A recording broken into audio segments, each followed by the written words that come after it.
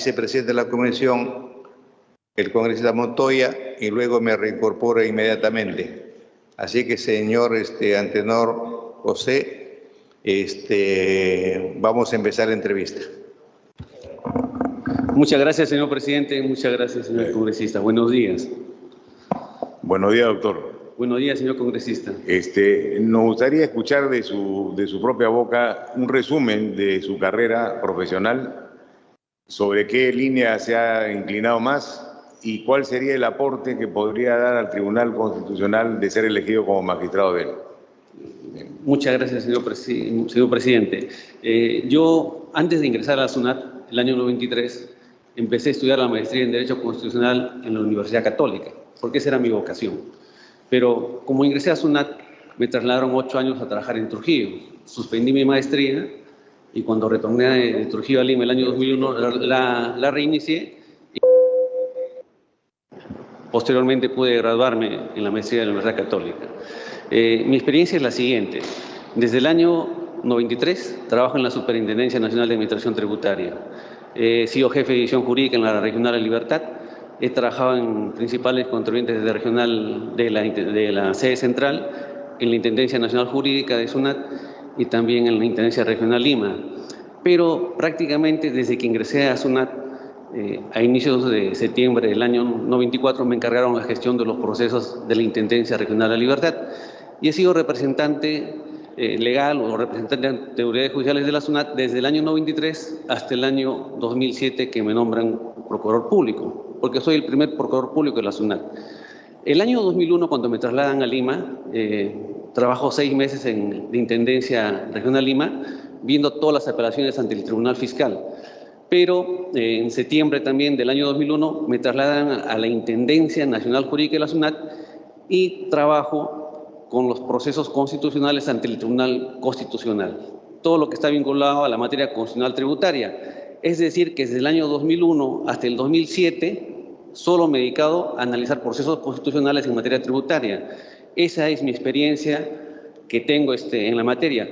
El 2007 me nombran procurador. Bueno, hasta el año 2007 habían alrededor de 800, 900 procesos constitucionales tributarios en trámite ante el tribunal. Ya cuando me nombran procurador, asumo toda la carga procesal, que incluye también el Poder Judicial, la Corte Suprema, los procesos ante la Sala Contenciosa Administrativa especializada en Derecho Constitucional y Social. Y bueno, actualmente tengo una carga de 23.000 procesos, superviso un equipo de más de 100 abogados que ven todos estos temas de SUNAT a nivel nacional, y ya no solo veo constitucional tributario, sino que veo contencioso administrativo, impugnaciones ante el Tribunal Fiscal, casos anti-Indecopi, casos penales habaneros, casos penales tributarias, pero soportado por este equipo de más de 100 abogados que litigan a nivel nacional, 4 procuradores adjuntos y 8 supervisores y un gerente de soporte administrativo.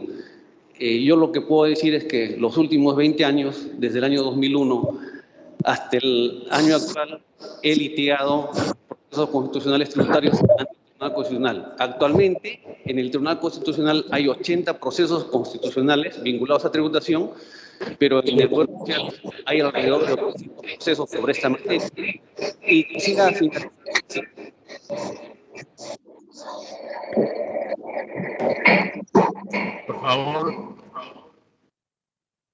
Por favor, pueden cerrar para que el señor pueda continuar. Mantengan su micro cerrado, por favor. Congresista Guerra García. Gracias, muy amable. Quisiera finalizar. Es interesante.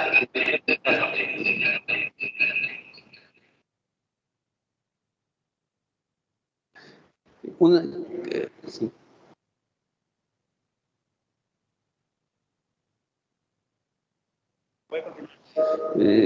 Señor congresista, señor presidente, con el debido respeto, quisiera señalar una circunstancia última, ¿no? Ahora se está discutiendo mucho el modelo económico. Entonces, yo discutí el modelo económico en el Tribunal Constitucional el año 2001, en los inicios del tribunal con la presidencia de la doctora Rolandini, porque lo que se discutía en ese momento era si éramos un Estado más marcadamente liberal o éramos una economía social de mercado. Y en ese tema hay sentencias en tributación que nos permiten ver que la Constitución que recibimos en 2001 no es la Constitución que tenemos ahora, a través de estas sentencias en las cuales el Tribunal Constitucional ha ido perfilando lo que sería una economía social de mercado. Es un hecho que yo lo conozco porque lo he vivido y sé cuáles son las sentencias que nos han definido desde el punto de la tributación como una economía social de mercado. Ahora estamos discutiendo si somos un Estado que admite el pluralismo económico, tipo Bolivia, ¿no?, que es muy parecido a la Constitución del 79. Pero hay una historia que me permite afirmar que la Constitución actual que tenemos no es una Constitución liberal, es una Constitución de economía social de mercado que necesita algunas correcciones y que tal vez en lo inmediato podría lograr un consenso para avanzar en el camino. Hay una historia detrás de lo que tenemos ahora como Constitución. No es la Constitución del 93, como a veces se comenta. Muchas gracias. Tocando el tema que ha tocado la Constitución, ¿cómo solucionaría el problema de los monopolios? ¿Mediante una ley o una modificación constitucional? Yo lo que creo ahí que hay que enfocarlo el tema conceptualmente, ¿no? Y hay una cuestión histórica, ¿no? La Constitución que admitía el pluralismo económico el año 79 era una Constitución que tenía que reconocer un hecho, ¿no?, que había una gran actividad estatal, pues, por el tema del gobierno del militar, que tuvo bastantes empresas. Entonces, hay un trasvase hacia la iniciativa privada y se comienza a privatizar todo, incluyendo algunos servicios públicos, ¿no? Y esos son dos temas diferentes. ¿Y esto qué implica? Que tiene que haber algo consistente con ese cambio tan profundo. ¿Y dónde está la falla, digamos, falla en la Constitución? Si es que yo voy a privatizar, necesito entes reguladores, que los hay, pero empoderados. Y si voy a privatizar, necesito vigilar la libre competencia, que hay un ente que es Indecopi. Pero estos entes, como han dicho algunos expertos, deberían tener rango constitucional para tener independencia del Poder Ejecutivo, porque están adscritos a la PCM, y estar empoderados y hacer un mejor control del mercado.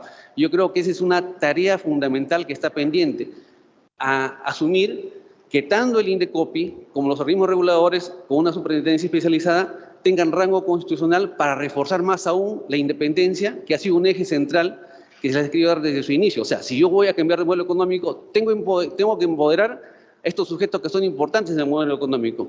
Y el otro sujeto importante es la SUNAT, porque el Tribunal Constitucional el año 2006 ha dicho que la Constitución no solo es derechos políticos, derechos sociales, sino que tiene un contenido material, y que ese contenido material lo brinda la SUNAT. Entonces, si uno compara nuestro 16% de presión tributaria con el 20% que tiene Chile y con el 24% que tiene Bolivia, con el modelo boliviano, que es un modelo de economía social de mercado atenuado, nos damos cuenta que nos está fallando la tributación. ¿Por qué? Y esto es una reflexión que la hago. ¿Por qué no hay bolivianos emigrando? Porque tienen 24% de tributación, de presión tributaria, y el modelo más o menos que funciona. Tal vez tendríamos que ajustar acá los entes reguladores, la agencia de competencia y la tributación para lograr llegar a un funcionamiento mejor del Estado. La otra alternativa es girar un poco más hacia la izquierda, que se puede, porque hay margen para girar en cuanto a modelo económico, ¿no? Tal vez un poquito más de cariz social se le puede dar, pero en esencia creo que este modelo es perfectible y bueno, ojalá que algún momento se pueda corregir las fallas que presenta. Con relación a lo mismo, estamos ahora con una huelga de transportes y una de las cosas que reclaman ellos es el monopolio en el manejo de transportes en los puertos. Con las concesiones portuarias no se les ha dado la posibilidad de que tengan exclusividad, pero las empresas lo hacen. ¿Cómo solucionaría ese problema? Aplicando sus conocimientos a un asunto práctico del momento. Yo lo que considero es que, en esencia, cuando hablamos de educación, de salud, de trabajo y de transporte, estamos frente al esquema de servicios públicos. Entonces, en el servicio público, lo importante es que hay una regulación y haya la agencia de la competencia para corregir las fallas del mercado. Yo lo que creo que se necesita un estudio profundo y una regulación adecuada, una regulación equilibrada que permita el normal desenvolvimiento, pero creo que el Estado no puede ceder en esa facultad que tiene en este servicio tan importante de hacer una regulación. Me parece que va por una mejor regulación y que sea razonable, que no sea invasiva de la libre competencia y que no sea invasiva, pues, digamos, de un normal funcionamiento del mercado. Claro. Esa sería la solución. Podríamos solucionar el problema regulándolo. Regulándolo mejor, a futuro. En lo inmediato habría que, habría que hacer una muy buena negociación. Yo creo que es una decisión ya no normativa en lo inmediato, sino una decisión política donde ambas partes logren puntos de consenso, lo cual es difícil en nuestro país. Lograr consenso es difícil porque estamos muy distanciados en lo político, en diversos temas, ¿no? Pero hay que hacer un esfuerzo de consenso. Ok. Muchas gracias, doctor. Le cedo la palabra al congresista Helera para que le haga la pregunta correspondiente. Gracias, señor presidente. Muy buenos días, don Antenor Escalante, gusto de saludarlo y bienvenido a esta sala. Buenos días, señor congresista, muchas gracias. Veo que tiene usted más de 22 años habiendo trabajado en la SUNAT y buena cantidad de artículos y libros que ha escrito referidos a lo que es tributación, lo cual le da un amplio espectro en lo que es el derecho en lo que es tributación. Sin embargo, veo que usted está postulando a un cargo del Tribunal Constitucional, que debe haber alguna relación al respecto. Vamos a ver algunas preguntitas al respecto, doctor Antenor. Nuestra Constitución, en el artículo 206, determina cómo se reforma la misma. ¿Qué otros mecanismos de reforma conoce usted en el derecho constitucional comparado? Señor magistrado, lo que quisiera decir que el 206 es la vía prevista en la Constitución para reformarla, ¿no? Han habido algunos casos en el Tribunal Constitucional en materia tributaria en los cuales nosotros hemos sostenido que hay cosas que simplemente tienen que darse su reforma por el 206 de la Constitución, que no podían entrar por interpretación. Y me refiero a un caso concreto, a la teoría de los hechos cumplidos, ¿no? Hubo un cambio constitucional, una reforma a inicios de este milenio, donde pasamos de la teoría de los derechos adquiridos a la teoría de los hechos cumplidos. Y se presentó un proceso de control concentrado donde este tema salió a relucir. Y nosotros dijimos, en este caso, tiene que respetarse la forma que establece la Constitución, el 206. No puede irse por vía de interpretación de una sentencia del Tribunal Constitucional. Yo creo que las formas de cambiar la Constitución dependen de cada país. O sea, cada legislación puede establecer sus cláusulas de cómo modificar algunos aspectos de la Constitución. Lo que se me viene a la mente es el caso español. En el caso español, por ejemplo, hay una particularidad en una norma que crea conflicto. ¿Por qué? Porque hay algunas minorías que quieren tener independencia, que quieren tener autonomía. Y claro, uno diría, bueno, vamos a un referéndum, vamos a una consulta popular, pero la Constitución española dice, para que esto se haga, tienen que participar todos los españoles. O sea, a pesar que digamos que es un país, es una región determinada, la Constitución ata a que sean todos los españoles lo que decían ese tema. Y es en esencia lo que tenemos acá. Tenemos acá un artículo constitucional que establece un procedimiento para la reforma y ese procedimiento, en tanto no se cambie, tiene que ser respetado. Como le digo, cada país tiene sus propios mecanismos de reformar la Constitución. Y el caso español nos permite ver cómo un punto concreto de la Constitución genera conflicto, pero no puede modificarse si no se observa este procedimiento. Y le reitero que en sede nacional, en materia tributaria, sí hemos discutido el tema. Yo lo que quisiera comentar y hacer una precisión a su pregunta inicial es que el artículo 74 de la Constitución contempla los principios constitucionales tributarios. Sobre ese tema hay alrededor de más de 1000 sentencias emitidas por el Tribunal Constitucional. Y claro, esas sentencias reflejan claramente la importancia del tema constitucional porque es el que le da el contenido económico al Estado, como reitero. Eso está firmado en sentencias del Tribunal Constitucional y básicamente creo que mi experiencia es específica en la materia del derecho constitucional tributario. No soy propiamente especialista en derecho tributario, porque lo fuera si litigaría ante el Tribunal Fiscal, donde únicamente se ve derecho tributario. Pero yo he litigado 20 años, de los 28 años que trabajo en SUNAT, ante el Tribunal Constitucional, y en una materia específica, que es el derecho constitucional tributario. El artículo 74 de la Constitución contempla el principio de legalidad, de reserva de ley, de igualdad, de no conflictualidad, de respeto a los derechos fundamentales. Y quisiera hablarle de un tema de cómo derechos que no están en la Constitución han sido incorporados en el Tribunal Constitucional en este afán de hacer un poco más una constitución de economía, donde reconoce la economía social de mercado. El primer punto que quiero compartir con usted. La Constitución del 79 recogía el principio de la obligación de contribuir. La 93 no lo recoge la Constitución del 93. ¿Qué ha hecho el Tribunal? El Tribunal ha señalado, mira, yo considero, interpretando las normas constitucionales y el principio de solidaridad, que este derecho esté implícito en la Constitución.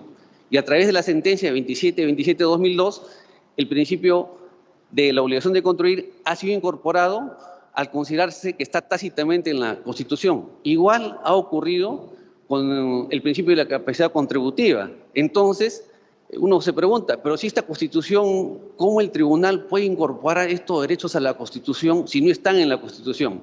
Y yo le hago una pregunta.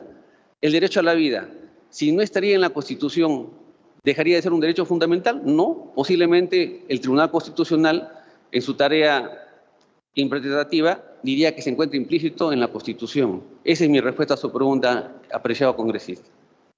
Doctor, concretándome un poco más a la pregunta sobre el artículo 206, ¿está o no de acuerdo de que todo tiene que pasar por el Congreso de la República para hacer alguna reforma constitucional?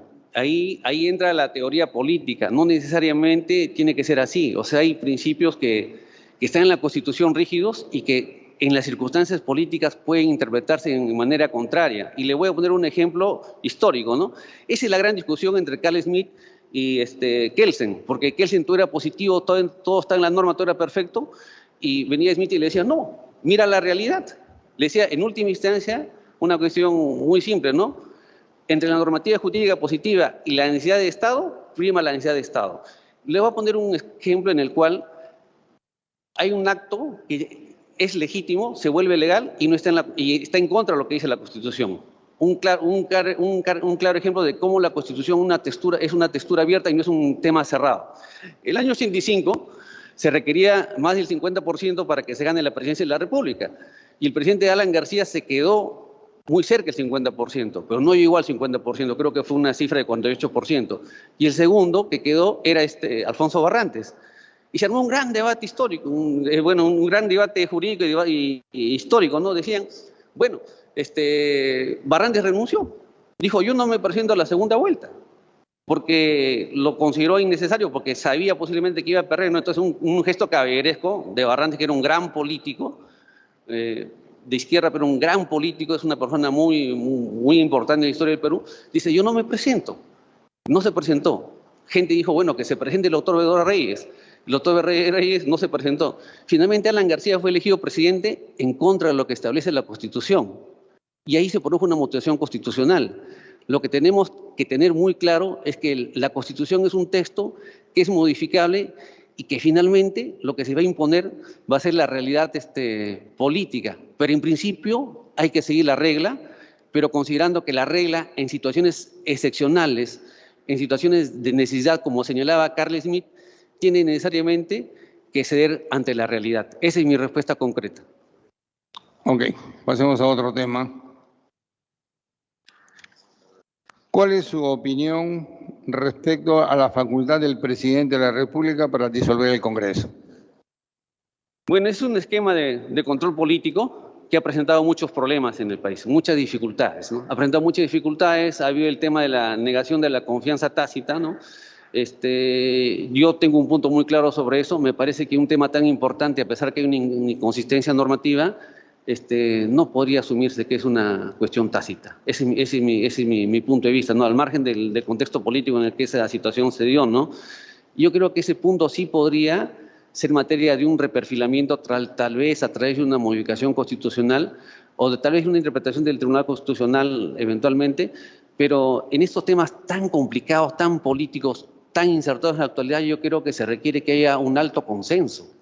O sea, tiene que haber un alto consenso para unos temas tan delicados que tienen que ver mucho con la constitución del país, se modifiquen. Yo creo que ahí sí se amerita una regulación de consenso. Y yo escuché a algún político que decía, bueno, la Constitución lo podemos cambiar, pero lo que legitima un alto consenso lo que legitima una modificación constitucional es el alto consenso. Posiblemente por eso se reclama mucho la Constitución del 79. Dicen la Constitución del 79 era mejor que el 93. ¿Por qué? Porque esa Constitución fue producto de un alto consenso, no solo del APRA y el PPC, sino de los grupos de izquierda. Tuvo un altísimo consenso esa Constitución.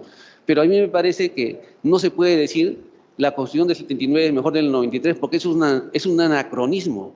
La revolución científico-tecnológica ha sido tan fuerte que cada Constitución tiene que analizarse en su contexto histórico. O sea, a pesar que han pasado poco más de 40 años, el mundo ha cambiado tanto en los últimos 20 años que creo que no hay forma de comparar ambas constituciones sin incurrir en un anacronismo.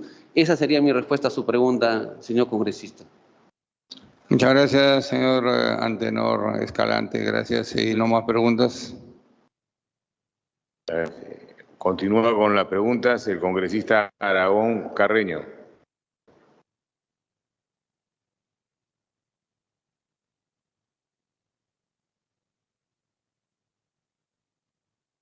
¿Se encuentra en la plataforma?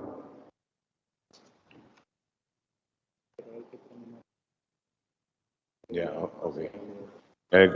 Voy a corregir. Continúa el congresista Huón Pujada. Gracias, presidente. Buenos días, colegas. Doctor Antenor Escalante, aunque fue hace 7 años, usted dentro de su investigación Esto es al final. se refirió al régimen especial tributario del IGB aplicable a las importaciones realizadas por las empresas petroleras. Si tenemos en consideración, por ejemplo, en el 2007, ya cuando había la modernización de China, ya había el gran avance, en esa legislatura de la Asamblea se determinó abolir los impuestos al área rural, considerando que los países desarrollados como Estados Unidos, Francia, Alemania, subsidian a su agricultura, porque lo importante es tener seguridad alimenticia.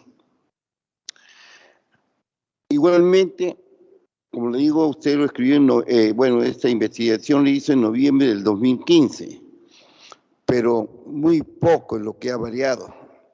Ahora nosotros estamos exonerando el impuesto selectivo al consumo a los transportistas de carga pesada, pero ahora ya salieron que también tenemos que subsidiar el transporte urbano, a los que se encargan de la distribución del mercado, ejemplo, mayorista, donde llegan los camiones de carga pesada. Ellos también piden ahora también exoneración.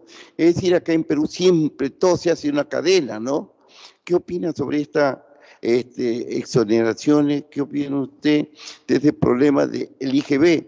Porque es muy curioso, doctor Antenor Escalante, porque, ejemplo, el dólar ha bajado, que la compra del maíz también debe ser menor, pero nosotros vamos a subsidiar parte del maíz también, porque producimos solamente el 60% y el 40%, y le echamos la culpa que por eso el pollo tiene que subir, que es una parte especial de la canasta básica del Perú. ¿A qué se lleve tanto desorden y por qué no aplicamos en su justa medida a lo necesario para poder estabilizar una política tributaria? Porque se dice que el Perú es una de las causas de esa inestabilidad precisamente porque no hay una estabilidad tributaria, y eso ocasiona que se distorsione muchos aspectos y ocasiona que pues el país al parecer vaya sin rumbo. Estimado congresista, es una pregunta muy interesante, ¿no? Porque tiene actualidad y hay una cuestión técnica, conceptual.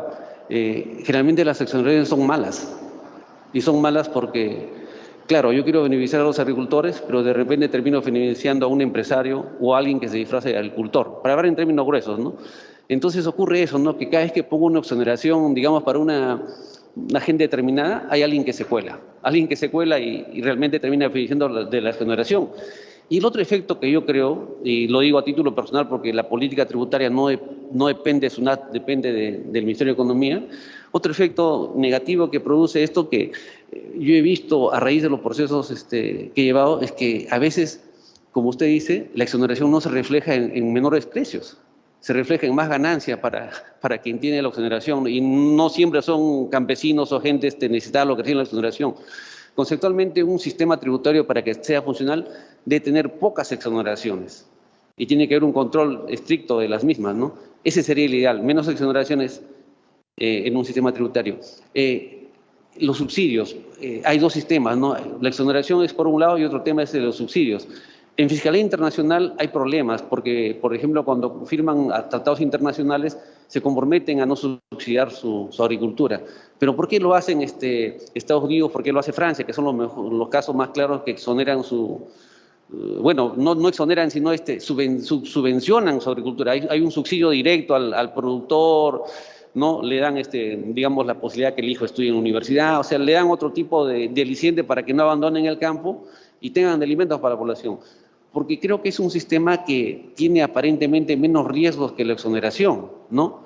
Y por eso, tanto Francia como Estados Unidos recurren a este sistema de subvención antes que el de exoneración, que me comentó que lo adoptó el año 2007 la República Popular China. Pero yo reitero conceptualmente, son peligrosas. Y una de las tareas pendientes, como usted lo ha advertido, es cierto que tiene que redefinirse qué exoneraciones las seguimos manteniendo y qué exoneraciones las sacamos. En el caso de que me preguntó, en el caso concreto de la empresa Savia, era una empresa petrolera que hizo doble uso del crédito fiscal. Entonces hizo doble uso porque la norma decía que lo usaba el crédito fiscal quien lo pagaba, Petroperú, y Savia hizo el doble uso ya como crédito fiscal, ¿no? O sea, el crédito fiscal usado y pagado por Petroperú, Savia lo usó a título personal. Y hay un concepto jurídico del crédito fiscal, ¿no? Pero hay un concepto económico que nos permite entender. Cuando uno paga 18, digamos 18 soles, que es el IGB de las importaciones que lo paga Petroperú, y la norma dice que esos 18 soles le corresponden a Petroperú, y Petroperú lo distingue contra el impuesto a la renta, pues la otra empresa, el importador que fue beneficiado, no puede decir, a mí dame 18 más, porque económicamente solo ingresan 18 al fisco que los saca a Petroperú y no pueden salir 36 con 18 más. Esos casos corresponden a un error de la Corte Suprema, hemos corregido, hemos ganado los casos subsiguientes en la Corte Suprema y una acción iniciada por Savia ante el actual Tribunal Constitucional ha terminado con un fallo en el cual nos han dado la razón diciendo que esa práctica no corresponde. Pero sí es un caso de cómo una especie de beneficio o exoneración es mal utilizado, ¿no? Y termina pues haciendo que el Estado devuelva no 18 que corresponde, sino 36, ¿no? Es un buen ejemplo de por qué las exoneraciones son peligrosas y que lo ideal es que el sistema tenga la menor cantidad de exoneraciones porque no van a beneficiar, a mi criterio, difícilmente benefician en una mejora en los precios. Muchas gracias, señor congresista. Igualmente, doctor Escalante, porque en esta asamblea, si bien es cierto, se abolió a la agricultura, para la seguridad alimenticia, también se estableció un nivel horizontal para el impuesto a la renta, porque nosotros tenemos una serie de variedades y el razonamiento sencillo que tenían los chinos es que cuando más grande una empresa paga más impuesto a la renta. Entonces ellos ponían un nivel fijo, el 15%, si no me equivoco, pero nosotros, ¿por qué tenemos tanta diferencia que puede ser el 18, el 20, el 30? ¿En qué sustento lo podemos dar? Ese sustento es un sustento conceptual, pero hay otras alternativas a nivel mundial, ¿no? Lo que pasa es que el principio de la capacidad contributiva al que me referí señala lo siguiente, ¿no? Al que tiene más se le grava con más, al que tiene menos se lo grava con menos, ¿no? Y este principio es tributario de una idea que tiene 2.300 años de antigüedad, que es la noción de igualdad que tiene Aristóteles. Aristóteles dice hay que tratar igual a los iguales y desigual a los desiguales. Entonces el Tribunal Constitucional en su jurisprudencia señala que el principio de capacidad contributiva, el de no conflictualidad y de igualdad están entrelazados. Entonces se busca un trato diferenciado, como el caso más evidente de los campesinos, ¿no? Ahora, ¿por qué se hace esto? Por un principio de justicia tributaria. Pero este esquema de por qué hay países que tienen tasas bajas y otros tienen tasas altas, tienen que ver no con una explicación de derecho interno, sino con un tema de fiscalía internacional. Y se lo voy a explicar. Yo el año 2010 hice una tesis en Madrid Entonces me decían, mis asesores españoles me decían, pero ¿por qué el Perú no firma el convenio con España? Y me insistían mucho en eso. Y me insistieron tanto que un colega argentino me dice, haz la tesis. Entonces hice la tesis sobre eso y llegué a la conclusión que firmar un convenio del Perú con España era perjudicial, porque ya teníamos toda la inversión y lo que iba a ocasionar el convenio con España en ese caso era que perdamos un poco más de base tributaria en el Perú y esa base se iba a España. Entonces ese fue mi tema conceptual y bueno, los españoles me dijeron que sí, donde estudié, ¿no? Pero aquí vamos, que hay un fenómeno que se llama la competencia internacional. Entonces no es que yo pueda poner mis tasas al antojo. Por ejemplo, digamos, tenemos el caso, supongamos, no de Perú, Chile, pongamos Perú-Bolivia. Entonces decide Bolivia una tasa del 40%, ¿no? Y Chile dice, no, yo voy a hacer 17% y si lo reinviertes, si no te cobro 30%. Entonces, vamos a ese esquema. ¿Qué va a pasar? Que las inversiones extranjeras van a pasar a Bolivia y no van a pasar a Chile porque tienen mejores condiciones. En esta tesis que hice, yo avancé un poco más y me conseguí toda la base mundial de niveles de inversión y de la riqueza de los países, ¿no? Y lo comparé con el índice Gini de desarrollo humano. Entonces, hay un fenómeno muy interesante, porque si usted coge el nivel de inversión de cada país y coge del otro lado el índice de desarrollo humano, cuestión que yo he hecho, va a llegar a una conclusión. Y la conclusión es muy elemental, que los países con mejor calidad de vida, con más desarrollo humano, no crecimiento económico, que es diferente, desarrollo humano en todos los aspectos, son aquellos que tienen más inversión extranjera. Entonces, ¿qué ocurre? Hay un tema de competencia a nivel de todos los países del orbe por atraer inversiones, porque la inversión va a significar una situación de este tipo. Y le voy a poner un ejemplo final. En el caso boliviano, por ejemplo, se habla de un pluralismo económico, que es muy parecido a lo que sucede. Pero ese sistema tributario tiene muy buen trato con la inversión extranjera. Si usted compara el modelo boliviano con el modelo venezolano, son disímiles. El modelo venezolano es más parecido al modelo peruano 79 y posiblemente sea más parecido al modelo económico que aparentemente se va a implantar en Chile, donde están discutiendo estos temas. Pero lo que no podemos dejar de ver, al margen del modelo económico que tengamos, es que hay una relación directa, y ustedes lo pueden comprobar. Cogen del lado el nivel de inversiones del país y cogen del lado el índice de desarrollo humano y se dan a dar cuenta que los países que tienen desarrollo humano son aquellos que tienen más inversión extranjera. Entonces, eso explica por qué los países compiten a nivel mundial por ofrecer mejores tasas tributarias, más bajitas. Ese es un fenómeno que explica su inquietud, pero ya no desde el punto de vista interno, sino desde el punto de vista de la competencia internacional por atraer inversiones. Esa es mi respuesta, señor congresista. Porque la distorsión tributaria origina muchas veces formas tan de contraste tan grandes, diferenciaciones tan grandes, como el caso en el Perú, ¿no? Que se pone como ejemplo que un litro de Coca-Cola vale más que un litro de leche, a pesar de las diferencias nutritivas tan grandes que hay. Y ya un ejemplo, cuando se subsidia bien, pasa lo que sucedió con José Mujica en Uruguay, que hay más vacas, más ganado que habitantes. Y no solamente ahora es la leche lo que produce, sino también productos cárnicos. Entonces, cuando hay una muy buena manejo tributario, se exoneró, es cierto, de todo tributo y subsidio a la agricultura y a la ganadería en especial, pero se obtuvo de otro lado la forma como poder subsidiar. Y el caso de nosotros viene a colación esto porque donde usted está informado, ¿cómo está la tributación de las empresas mineras? Se dice que es menor que Chile y Canadá, pero viendo la realidad y leyendo todo lo que se establece en estos países, al contrario, están pagando menos que lo que tiene el Perú, ¿no? Me refiero a la sobreganancia de las mineras. Entonces, no es cierto lo que se publica, que decimos que no, el Perú es menor su utilidad. No, al ver las cifras el día de ayer, comparando las dos, Chile con Canadá y Australia ahora, pagan mucho más que lo que pagamos nosotros. También, ¿por qué esta distorsión también de impuestos? ¿Qué más le podemos poner? Yo le quisiera comentar el primer tema que me plantea, porque el año 87 yo estudié en la Católica y había un curso de Economía en la Facultad de Derecho. Y el profesor era el doctor Héctor Novakovic.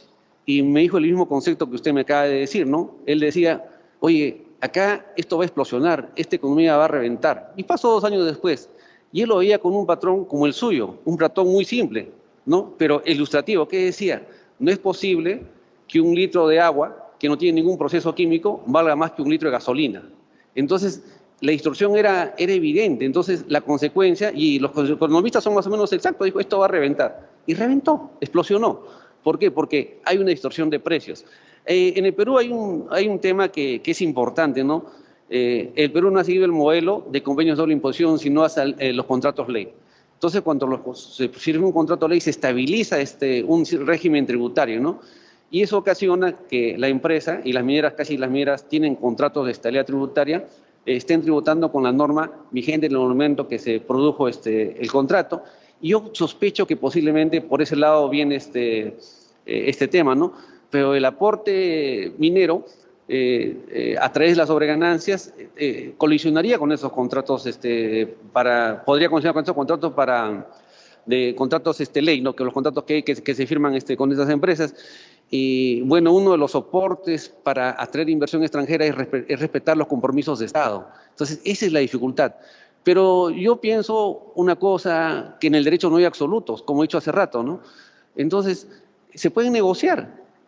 Evo Morales negoció los contratos con las empresas y se lleva muy bien con las empresas extranjeras. Es un modelo de economía social de mercado, un poquito más a la izquierda que el de nosotros, pero donde el sistema tributario, como reitero, tiene un rendimiento del 24% del PBI, está sobre Chile y está ya cerca a los niveles óptimos que plantea la OCDE.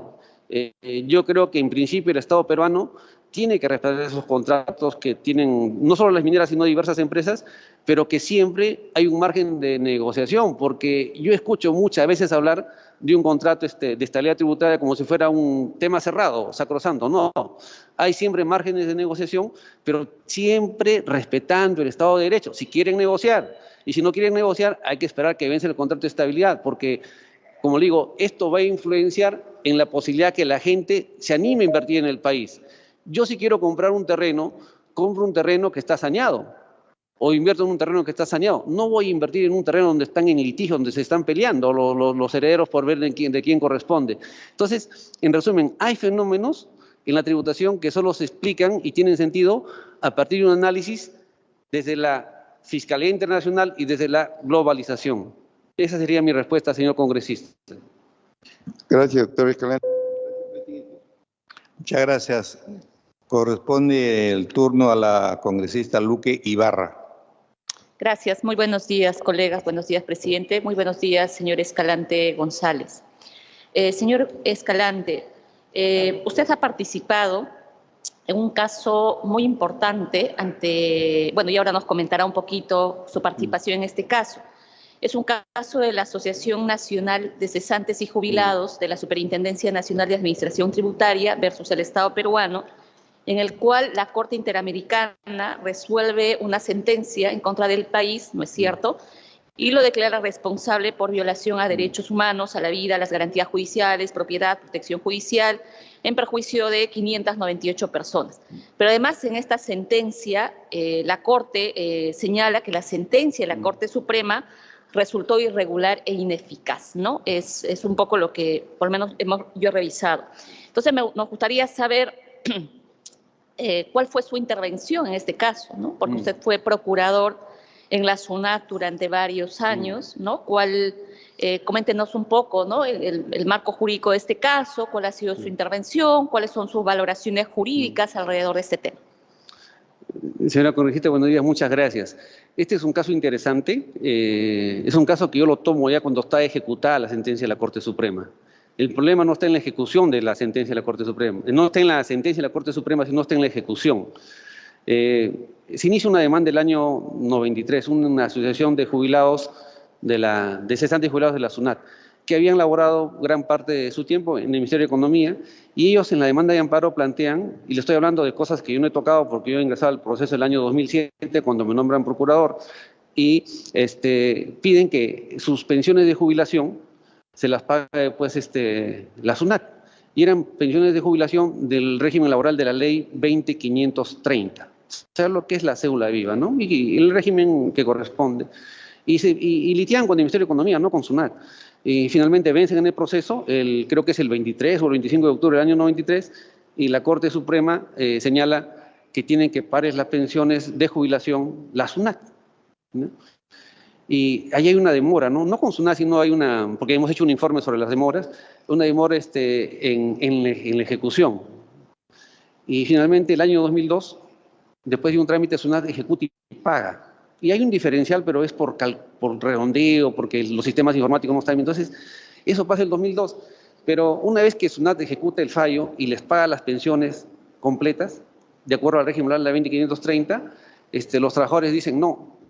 Y además, págame como si fuera un trabajador del sector privado y estuviera en actividad, ¿no? Y plantean que se aplique, si no mal recuerdo, el artículo 3, literal C, del decreto legislativo 6773. Dicen, esa norma, inaplícame, porque esa norma dice que el diferencial que perciben los trabajadores en actividad no es pensionable. Inaplícame esa norma y di que esa norma que es pensionable.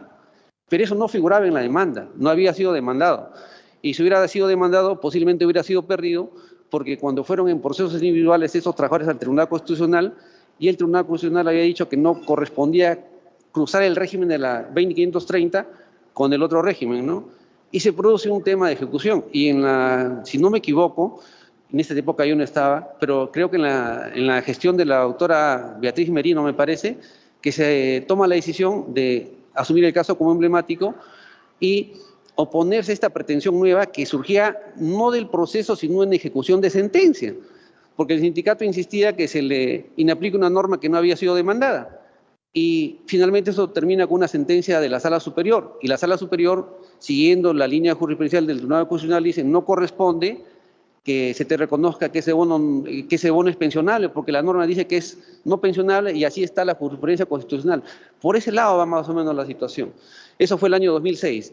Yo asumo el año 2007, pero el sindicato no se queda contenta con esta resolución de segunda instancia donde se aclaró el tema que eso no está en controversia en el proceso principal y que además pues no correspondía que se aplique esa norma que era constitucional, y plantean un amparo ante el Tribunal Constitucional. Y ese amparo, yo acojo la gestión del amparo, ese amparo también termina con un fallo favorable del Tribunal Constitucional, porque el Tribunal Constitucional ya tenía el criterio formado de que no se podían cruzar los dos regímenes laborales. Entonces, el efecto que iba a producir en concreto era que tenía que pagarse, no sé si la cifra, me equivoco, eran como alrededor de $1.000 millones, era una cifra estratosférica porque se les estaría pagando con el régimen de la actividad privada como si hubieran aportado a una AFP. Y nunca aportaron a una AFP, aportaron solo al régimen de la cédula viva. Y la ejecución se traba. Y a pesar que nosotros nos quejamos, ya no estamos hablando de que no están impagos, no están siendo pagados desde el año 2012, se comienza a dilatar por diversos motivos, ¿no? Y nosotros hacemos varias quejas al Poder Judicial pidiendo que el proceso se acelere, pero no se acelera. Entonces, por esta demora excesiva, lo que consiguen los abogados del sindicato de jubilados es que la comisión admita su denuncia y después que la asume y la presente ante la Corte, porque la comisión tiene una particularidad, ¿no? Admite las denuncias, la comisión, y después actúa como abogado de las víctimas, o sea, tiene dos, es un desempeño bien particular. Y bueno, finalmente sale una nueva resolución del Tribunal Constitucional, pocos días antes que se vea el tema en la Corte, y ratifica y le dice, bueno, sindicato, yo te he dicho el año 2011 que no te corresponde este incremento y me ratifico en ello. Y lo que hace la Corte Interamericana es decir, lo que se ha hecho en la justicia interna está bien. Entonces, yo lo que quisiera decir es que este caso es la excepción a la regla, porque yo he estudiado Derecho Laboral en la Católica, ha sido una de las materias que más me ha gustado, y por regla general, siempre la parte débil en una situación es el sindicato, o a veces tiene la razón, ¿no? Pero otras veces no, esta es la excepción a la regla.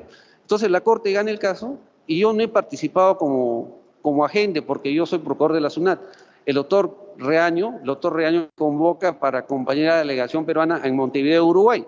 Y cuando estamos en la delegación peruana, comenzamos a conversar, armar la estrategia 3 días antes de la reunión en la Corte, y creo que se dieron cuenta que el caso yo me lo sabía de memoria, con normas, con todo, porque lo soporté como abogado desde que asumí la Procuraduría Pública. antes que yo lo tenga, el que gana el fallo en la Corte Superior es el doctor, el exministro de Trabajo, no, se me fue el nombre, pero está tercerizado con el doctor Pasco Cosmópolis. Es el que gana la sentencia en segunda instancia y después yo sí soy el que litigo y gano las sentencias en la Corte Superior y voy a la Corte Americana, pero apoyando a la gente. Entonces ahí en la reunión que hay en Uruguay, en Montevideo, el doctor Reaño decía, me dice, no, me dice, tú conoces el caso de memoria, así que tú expone la secuencia del caso porque tú lo sabes, el caso de memoria, ¿no? Y yo que iba simplemente a acompañar con mi opinión jurídica, termino haciendo un informe, una parte de un informe ante la Corte. Pero ese caso, ese éxito no es mío, ese éxito no es mío. He participado de ese caso favorable que, de acuerdo al doctor Reaño, ha sido el primer caso que ha ganado el Perú en la Corte Americana. Yo he participado simplemente como apoyo. El éxito y por esa defensa exitosa del Estado peruano en la Corte le corresponde al doctor Reaño. Y es un tema complicado porque es un tema de jubilados, o sea, es un tema muy sensible, pero en el cual la razón la tenía el Estado peruano. Y claro, la Corte no puede pensar que la Corte, cuando el Estado peruano tiene la razón, tiene que dársela, pues. Pero hay un matiz. Como una demora excesiva, a pesar que nosotros insistimos lo que dijo la Corte, lo vas a indemnizar por la demora, la SUNAT por un lado, y por otro lado el Poder Judicial que se ha demorado, ¿no? Y creo que son 15 millones de dólares, que tiene que pagar cada uno 7,5 millones de dólares. Pero yo lo que quisiera decir es que esto es como el debate que hay en el derecho positivo, ¿no? El derecho positivo funciona como regla, pero esta es la excepción a la regla. Es un caso en el cual legítimamente el Estado peruano tiene la razón y se ganó a la Corte. A mí sí lo que me causa un poco, digamos, no sé, de sorpresa, es que a mí se me persigue cuando gano los procesos. O sea, soy un procurador al que se lo persigue por ganar los procesos, no por perderlos. Entonces, yo recibo denuncias, en la comisión está la tacha que me hicieron, he levantado la tacha, pero yo he actuado correctamente. Yo he actuado correctamente, he actuado en defensa del Estado peruano. O sea, alguna vez el Estado peruano tiene que andar en la Corte Americana cuando tiene la razón. Y yo sí considero, por mi experiencia personal, que la Corte es un órgano cuyas decisiones tienen que acatarse. Y me parece que lo que hay que reforzar tal vez sea la defensa que hace el Procurador Público Supranacional con más recursos materiales. Pero yo sí confío en la Corte, porque en este caso concreto he visto cómo la Corte le ha dado la razón al Estado peruano cuando la tenía y ha hecho lo justo, ha sancionado la demora con estos 15 millones de dólares aproximadamente que se han perdido. Esa es mi posición sobre ese caso que usted me pregunta, apreciada congresista. Muchas gracias. Mi siguiente pregunta es, ¿cuál es su posición jurídica sobre empresas que no quieren pagar intereses moratorios, ¿no? Y que terminan generando decisiones judiciales? Usted debe tener conocimiento sobre eso. Hay incluso una sentencia del Tribunal Constitucional donde la percepción que se tiene es que en realidad termina siendo una especie de incentivo, ¿no es cierto?, reclamar antes que pagar oportunamente. Y se ha abierto todo un debate jurídico alrededor, de hecho, donde la SUNAT, digamos, termina siendo perjudicada. Entonces, me gustaría conocer cuál es su posición jurídica sobre este tema del pago de los intereses moratorios de empresas. Muchas gracias. Mire, yo, como señalo, soy procurador desde el año 2007 y defiendo del Tribunal Constitucional desde el año 2001. Y esos casos me los sé de memoria y le voy a dar una explicación completa desde los antecedentes. En el año 2013-2014 llegaron 2 procesos de amparo de personas naturales, con negocio, pero personas naturales, empresarios pequeños. Entonces el Tribunal Constitucional sometió a debate el tema de los intereses moratorios. Yo me acuerdo del voto del doctor Vergara Gotelli y las sentencias decían, mira, si es que tú reclamas y tienes una situación justa, al final el Poder Judicial o el TC te va a dar la razón y no vas a pagar nada de intereses, vas a pagar 0 por intereses. Entonces él dijo, pero si tú reclamas sin tener fundamento y lo haces simplemente más o menos por dilatar la idea, vas a pagar el tributo más los intereses porque el Estado tiene una pérdida financiera. Es importante tener en cuenta que el Estado pierde financieramente porque no es lo mismo tener hoy día, digamos, 100 millones y meterse en salud, en educación, en trabajo, que tenerlo 20 años después. Entonces el Estado tiene un costo financiero y a veces un costo humano, porque ese costo financiero del Estado se traduce en un costo humano. No hay gente que deje de educarse y bueno, hay gente hasta que se muere por falta de salud. Y ese costo tiene que compensarse con este interés que tiene naturaleza compensatoria. Esas 2 sentencias formaron una jurisprudencia. Entonces, sorpresivamente, en el mes de septiembre del 2016, en el caso de una persona natural sin negocio, que era la señora Mine Vaca, la nueva composición del tribunal, o sea, 2 años, 3 años después, cambia el criterio y dice, ¿sabes qué? Como hay una demora en resolver por parte de la SUNAT o el Tribunal Fiscal, no te cobro intereses. ¿Ya? Ese tema está conceptualmente mal, desde el punto de vista jurídico. No voy a entrar a una consideración valorativa, sino voy a entrar a una consideración netamente jurídica. ¿Y por qué está mal? ¿Y por qué está mal? Lo voy a explicar. El primer elemento, la Constitución, disculpen, el Código Tributario y la ley del procedimiento contencioso administrativo contemplan los mecanismos procesales que hacen que el contribuyente no esté atado de manos y pueda evitar la demora en resolver, ¿no? Por ejemplo, en el caso de la apelación, en el caso de SUNAT, hay una apelación por denegatoria ficta, o sea, transcurre el plazo, la SUNAT no resuelve y se apela al tribunal fiscal. Y si el tribunal fiscal se demora, básicamente se puede hacer una demanda contenciosa administrativa por silencio administrativo negativo. Y nosotros al Tribunal Constitucional, en casos posteriores, le hemos presentado casos concretos en los cuales se puede apreciar que cuando el contribuyente ha tenido interés en que el proceso avance rápido, ha recurrido a los mecanismos procesales y ha evitado la demora en resolver. En cambio, el contribuyente lo pinta el caso como si estuviera atado de pies y manos, viene un 3 que son los intereses, lo atropella y dice, bueno, tengo derecho a que me atropelle, que me lo condonen los intereses. Pero como las normas le sueltan las manos, el contribuyente puede ponerse a un costadito y dejar el tren que pase. Entonces, ese es el primer elemento conceptual, ¿no? El segundo elemento conceptual es que hay una jurisprudencia vinculante que es la 295-2012, que es de habeas corpus, en las cuales se hace un análisis jurídico y se dice la única consecuencia jurídica que se sigue a la demora en resolver por parte de una autoridad, de un juez están hablando, pero se aplica a la autoridad administrativa, es que se apure al juez para que resuelva, ¿no?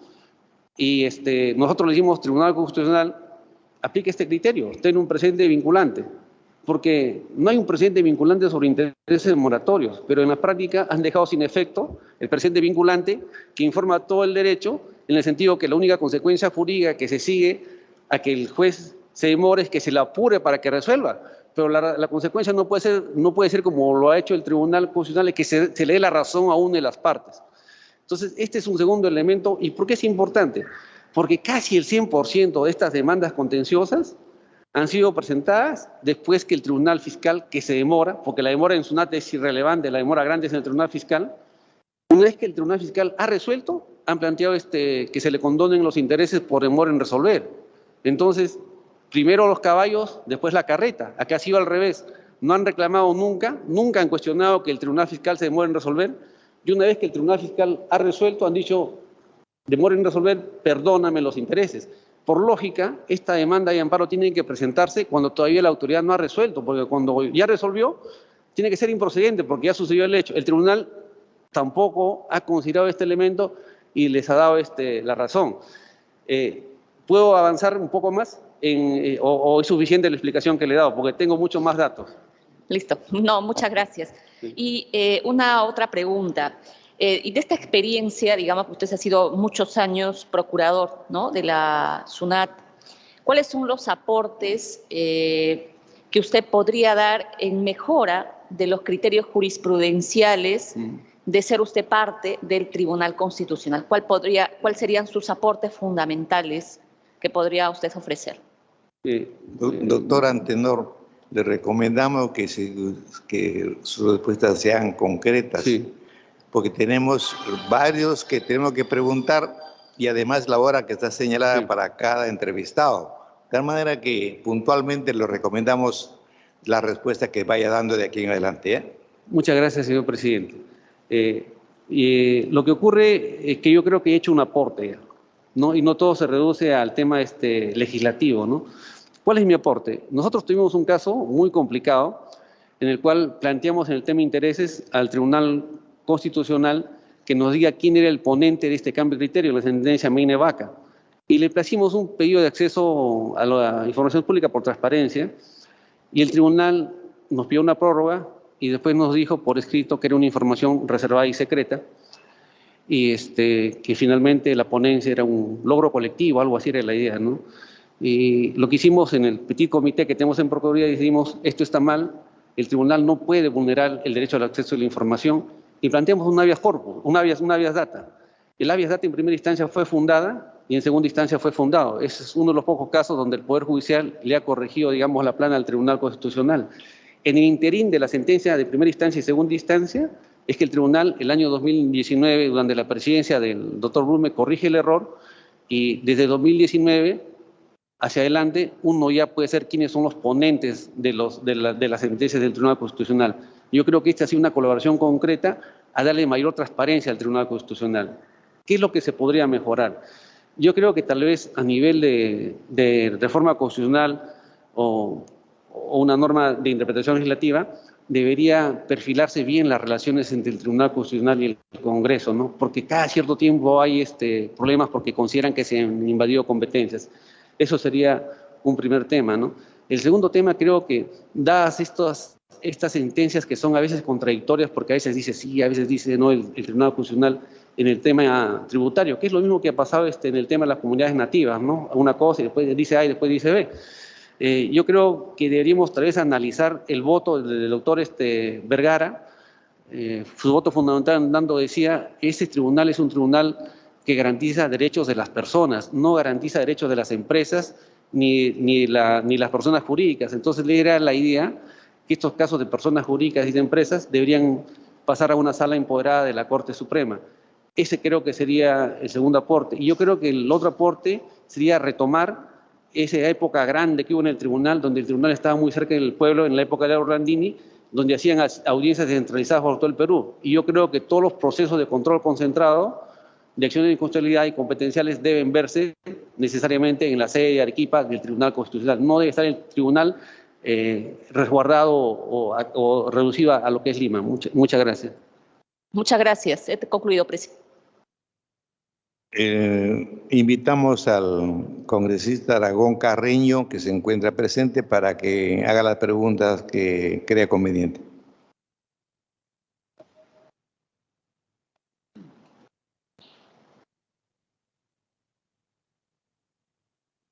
Gracias, presidente.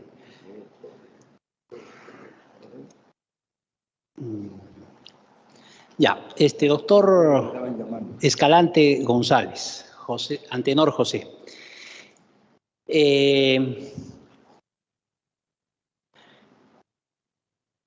¿Cuál es la opinión, el criterio que usted tiene respecto de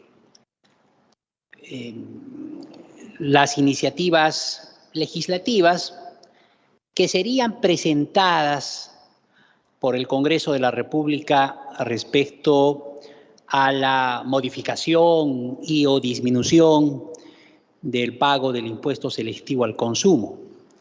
Usted tiene experiencia en materia tributaria, ha trabajado muchos años en la SUNAT. Existe un decreto supremo presentado ya por el Poder Ejecutivo, ¿no?, que reduce este pago del impuesto selectivo al 10%. Habría proyectos de ley sobre la materia. Y esto, bueno, cargando al tema de los combustibles, ¿no? 84, 90, diésel, GLP, etcétera. Y también su opinión respecto a la modificación que habría respecto al pago del IGB, también a ciertos productos de la canasta básica familiar, ¿no? Algunos dicen, no, esto no beneficia necesariamente al consumidor final, digamos, la exoneración del IGB, ¿no? Este es un tema que favorece a ciertas empresas, ¿no? El panadero, bueno, se va a ver favorecido, pero no necesariamente va a bajar su precio del pan, ¿no? Por ejemplo. Entonces, ¿cuál es su opinión tanto del IGB, disminución, exoneración, ¿no?, temporal, y del impuesto selectivo al consumo? Señor congresista, muchas gracias. Yo quisiera hacer una precisión inicial, ¿no? Yo trabajo en la SUNAT, que administra y recauda tributos, no hace política fiscal. Este tema lo manejan en el Ministerio de Economía y en otras instancias del gobierno, pero sí tengo una opinión, ¿no? Yo creo que el hecho de que se tomen medidas de emergencia responde al artículo 1 de la Constitución. O sea, el hecho de que tomemos medidas de emergencia responde al artículo 1 de la Constitución, a la dignidad de la persona humana, ¿no? Entonces, lo que se trata en estos casos es de que las personas que están impactadas por un tema económico puedan sobrellevarlo de menor manera, ¿no? Y por eso se producen exoneraciones y se producen, pues, disminuciones de impuestos, ¿no? La disminución de impuestos es diferente a la exoneración. Y yo creo que el fin es noble, es adecuado y es constitucionalmente válido, pero tiene que hacerse un análisis muy técnico respecto de los efectos que esto va a tener en el marco global de la recaudación, ¿no? O sea, yo en principio no soy contrario a que se haga esto, pero tiene que hacerse de una manera muy razonada, muy pensada, y a veces la inmediatez y la urgencia de la medida no nos permite hacerlo. Y yo conozco algo del derecho español. Entonces, en España hay tasas diferenciadas del impuesto, ¿no? Por ejemplo, que yo recuerde, los libros, que es cultura, y los alimentos tienen tasas bajas, no tienen la tasa del régimen general, o sea, tienen tasas menores. Y me parece que en este caso estamos en un momento en el cual la regla general tendría que ceder a un estado de emergencia, ¿no? A una necesidad de controlar lo que está pasando en la situación que vivimos en el país, ¿no? Sobre todo por los más afectados, porque los que se afectan con una situación de crisis económica son los más débiles, no son los más fuertes, ¿no? Me parece que mi opinión es que esto se puede hacer, pero yo considero que necesito un análisis muy técnico, muy fino, muy preciso, sobre todo de cifras económicas, que yo no manejo, o sea, no manejo porque, como señalo, esto es parte de la política fiscal, pero yo conceptualmente considero que una tasa diferenciada del IGB es razonable y que existe, por ejemplo, en el caso de España, como he comentado. O sea, el problema no es tanto la disminución, sino que hay un buen estudio técnico que soporte esta política. Esa sería mi opinión respetuosamente.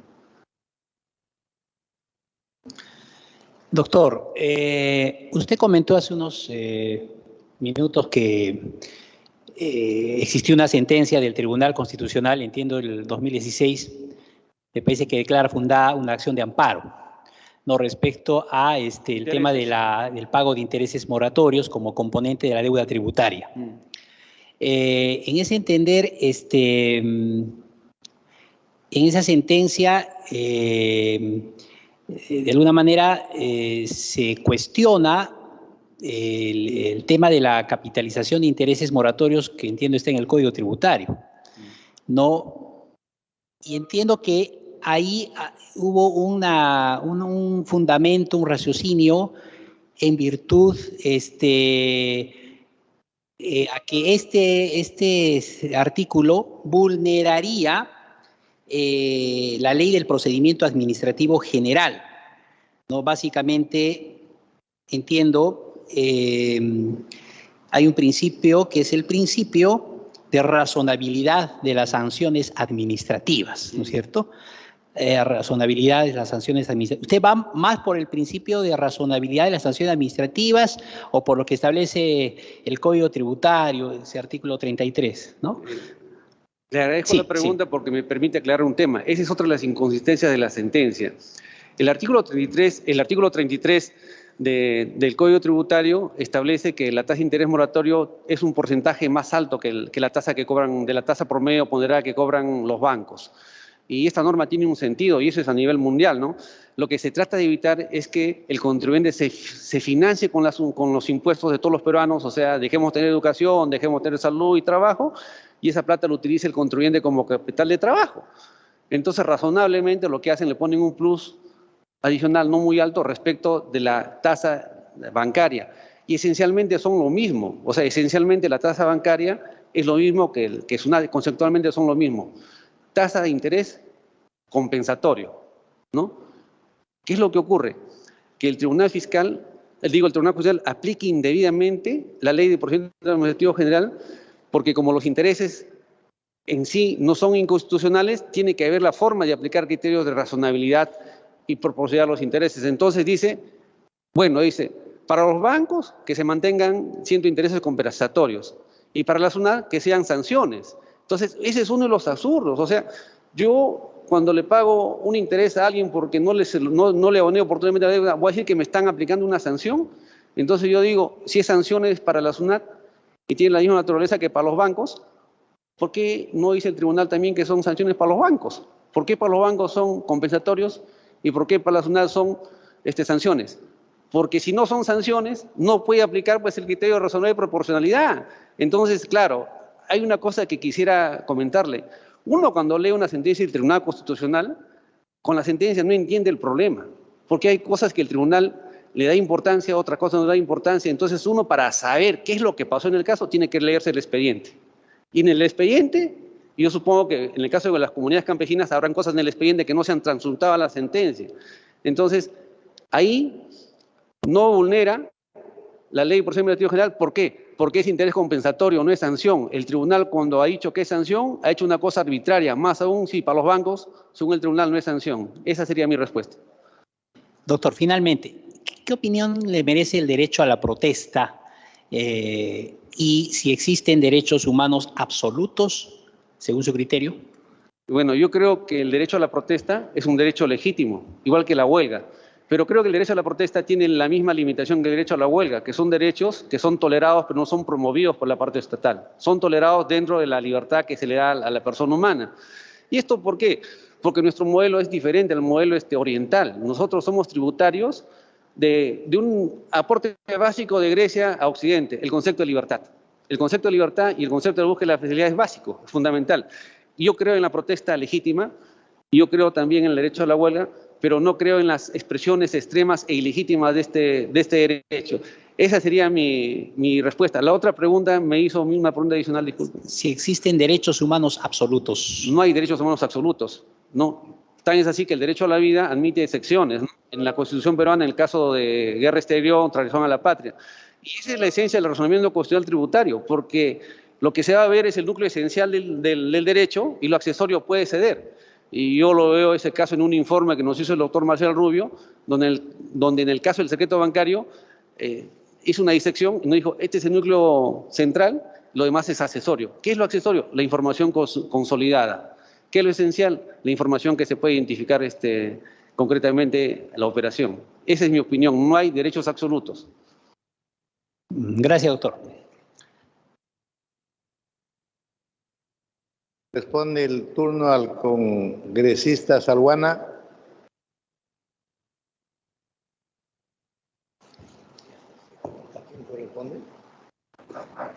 Sí, presidente.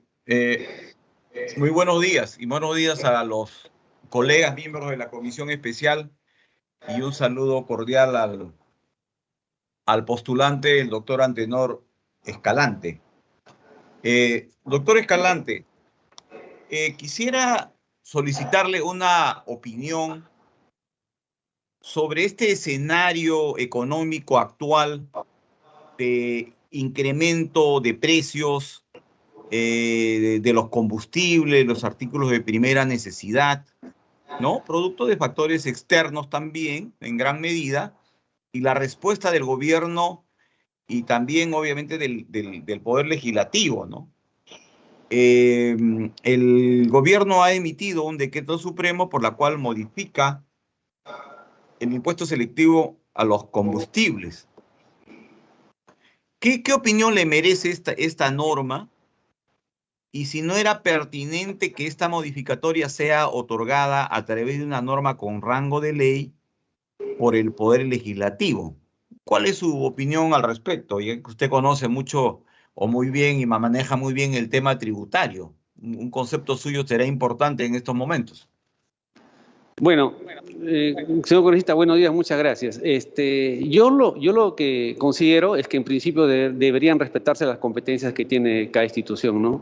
Y efectivamente hay ahí un desfase en el tema competencial, como usted señala, ¿no?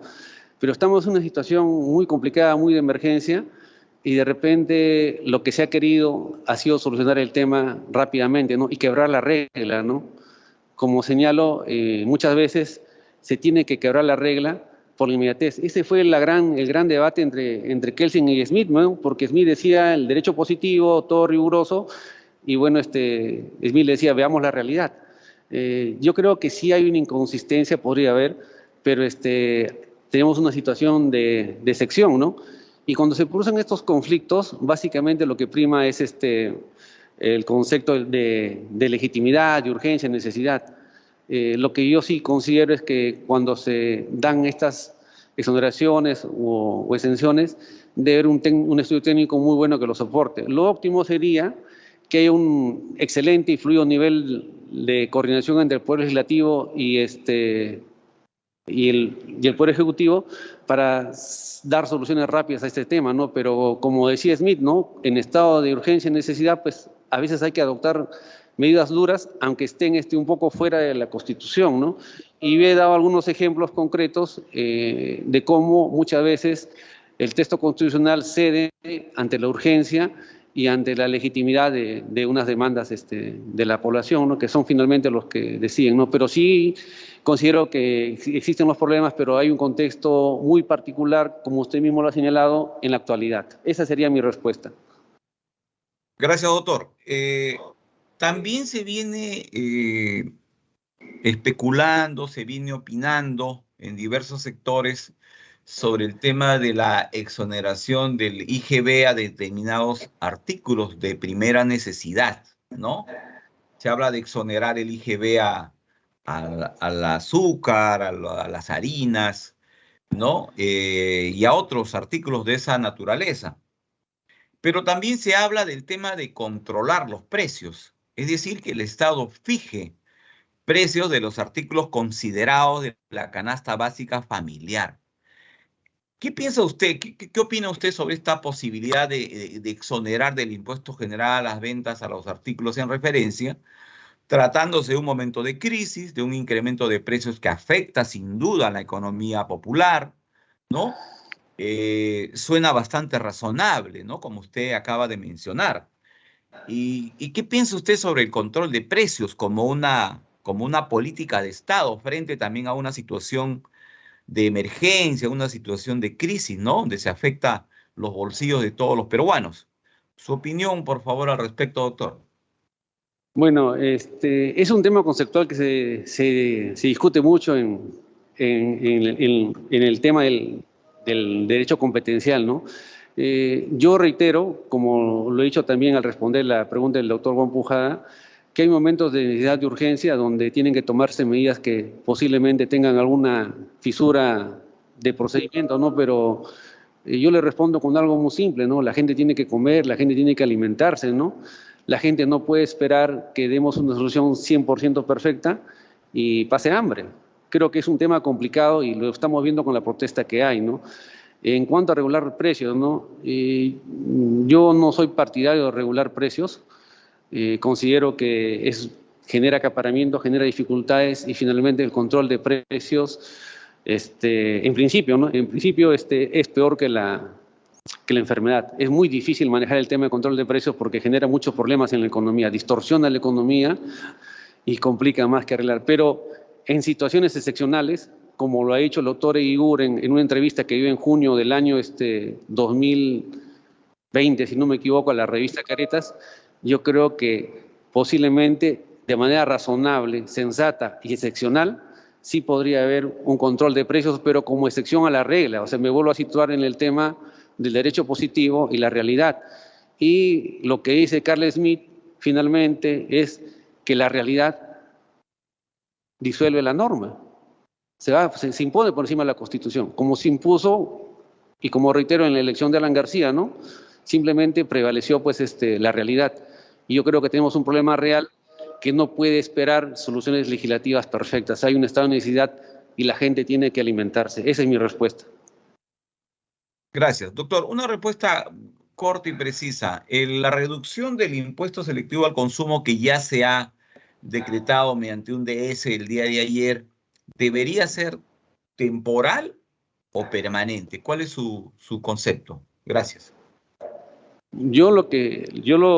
Como le precisé al doctor Juan Pujada, yo no veo política fiscal. Tengo una opinión a título personal y yo creo que la reducción se está planteando en un escenario concreto, que es una emergencia, que está regulado ese tema en la teoría constitucional y si está en una emergencia debería ser temporal y después analizarse en qué niveles se sitúa, ¿no? Porque es lo lógico, pues, ¿no? Si estamos planteando una medida en un escenario temporal, la respuesta tiene que ser temporal, salvo que el escenario se prorrogue. Tiene que haber coincidencia entre el supuesto y el hecho que se va a tomar a raíz del supuesto. Esa es mi respuesta concreta. Presidente, esas son todas las preguntas. Gracias al postulante, muy amable. Muchas gracias. Corremos traslado al doctor Nano García para que también vía su plataforma pueda hacer las preguntas correspondientes. Gracias, presidente. Buenos días al candidato y buenos días a mis colegas. Disculpen que no esté ahí, tuve un contratiempo, espero poder estar en las siguientes entrevistas presencialmente. Doctor, en una de las preguntas iniciales usted hizo alusión a lo que señaló que sin estar en la Constitución se convertía en una especie de derecho tácito y se refirió al tema de la obligación de tributar. Me gustaría que pueda extender un poco esa idea, por favor. Mire, la idea es buenos días, señor congresista. Mire, la idea es la siguiente, ¿no? Yo he constatado por mi trabajo, como señalo, que recibimos una constitución que se reputaba marcadamente liberal. Entonces, la gran batalla del año 2001 hacia adelante fue si era una constitución liberal o si era una constitución más de economía social de mercado, porque decían, bueno, el texto es ultraconservador y bueno, estaba en esa situación. Pero el tribunal comenzó a hacer algunos criterios. Por ejemplo, hay una gran discusión respecto de si se podía afectar o no se podía afectar la propiedad, y este es un tema trascendente, ¿no? ¿Qué decían los contribuyentes? No se puede afectar la propiedad. Nosotros decíamos que sí se puede afectar de manera razonable en tasas bajas en el impuesto al patrimonio, y el tribunal validó esa afectación en tasas bajas al patrimonio. Pero existen dos derechos que no estaban en la Constitución del 93, que sí estuvieron en el 79, que eran la obligación de contribuir y que eran la capacidad contributiva. Si uno revisa la Constitución desde el año 1822 hasta el 79, aparecían más la capacidad contributiva y con intermitencia la obligación de contribuir. Entonces el Tribunal Constitucional, a raíz de esta sentencia en la cual se dijo que se podía afectar la propiedad de manera razonable, introdujo elementos que nos sitúan en una constitución de economía social de mercado. Por ejemplo, el principio de la obligación de contribuir, que es universal ahora, lo introdujo diciendo que está implícito en el texto constitucional. Dijo, en el texto constitucional, por el diseño que tiene, traduciendo, no es liberal, es de economía social de mercado, y lo introdujo. Y usted revisa la Constitución del 74 y el concepto no está en la Constitución. ¿Por qué motivos? No sé, o sea, no sé, es un juicio valorativo, no sé por qué, pero no estaba. La capacidad contributiva tampoco estaba, y lo introdujo el tribunal. Entonces, yo lo que he dicho al inicio es que esta Constitución no es la Constitución del año 2001, que hubo una tarea del Tribunal Constitucional donde nos fue situando en una economía social de mercado. Y en el fondo lo que estoy diciendo es que la Constitución del 93 tiene aspectos muy positivos y tenía aspectos que necesitaban reperfilarse, a ir a una economía social de mercado. No estoy haciendo un juicio negativo a la Constitución del 79, del 93. ¿Por qué? Porque considero que hay elementos valiosos, pero habrían algunas reformas que nos permitirían centrar más la Constitución en la economía social de mercado, cómo hacer órganos de relevancia constitucional a la Agencia de Competencia Indecopi y a los organismos reguladores. O sea, mi valoración es que hay cosas que se pueden mejorar, pero es lo que tenemos en el momento. Esa era mi apreciación. No era una apreciación negativa, sino una apreciación de cómo se puede lograr un consenso. De acuerdo. Yo lo entendí así, pero mi pregunta es, ¿cómo a ver, si estamos hablando de un derecho, yo creo que hay derechos que pueden estar tácitos, ¿no? Y usted pone la obligación del contribuyente o la obligación de contribuir como un derecho. Si lo analizamos más, es una obligación. Y no encuentro la forma de encontrar tácitamente una obligación. Porque si abrimos esa puerta, uno podría decir que hay obligaciones tácitas pues que no están puestas en el texto, pero que los ciudadanos están obligados a cumplir. ¿Habría ahí una contradicción o no? No, yo lo que creo que la expresión lleva a una confusión, ¿no? Se llama obligación de contribuir y es una nomenclatura, bueno, que tiene desde el año 1812, creo, en la Constitución de Cádiz, ¿no? Y igual se lo trata en España, ¿no? Pero en esencia funciona como un principio y funciona como un derecho. Pero ahí lo que entra a tallar es la doctrina del Tribunal Constitucional, en el sentido que sería un concepto jurídico indeterminado, o sea, hay que darle contenido en cada caso concreto. Y la observación que usted hace es pertinente, porque el nombre lleva a una confusión tal vez conceptual, pero en el fondo funciona como un criterio valorativo al momento de decidir si una imposición es constitucional o no. No tiene el sentido exacto del término con el cual se lo conoce. Es más que todo un principio de orden valorativo a mi criterio. Bien, gracias, doctor. El análisis proporcionado por la Contraloría, aprecio que usted, bueno, ha estado en España, nos ha dicho que tuvo estudios ahí, pero también se ve que posee usted una cuenta en España. Sí.